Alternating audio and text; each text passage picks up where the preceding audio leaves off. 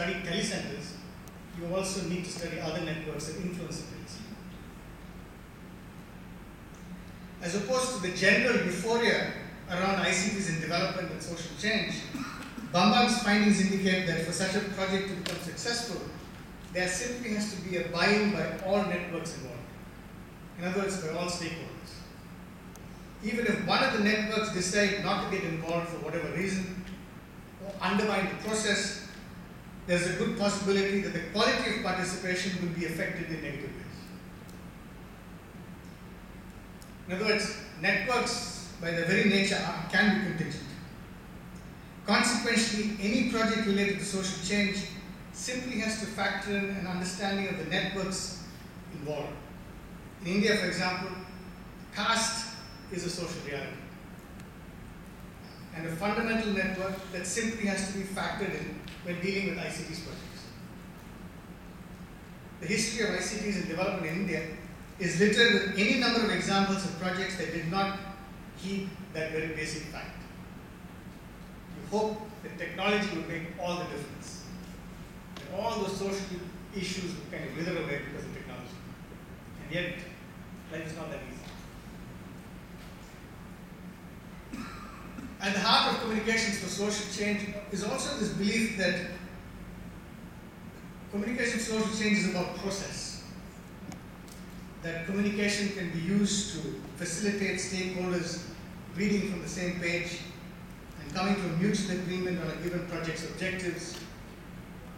In other words, that communications can enhance the mutuality of network actors. I guess communications as a process also makes sense in the context of organizational communication, since a buy-in by all stakeholders is a requirement for effective projects.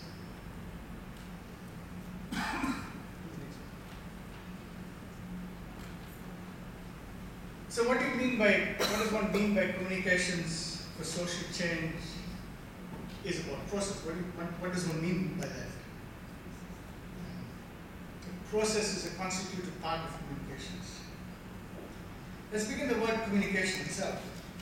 We take this word for granted all the time. Because as human beings, we are kind of swimming in communicative environments. Be that at home, at the university, in the networks that we belong to, in the city spaces that we engage with. So what really is this communications about? I think it's an essential characteristic of the human race. We are because we communicate. Communication, essentially expressed orally through language, is the basis for our relationships, for community, and is the key to the making of our individual and collective identities. And of course, language is the mechanism by which we become fully human beings who communicate. So language is the mechanism really that enables us to become fully human beings.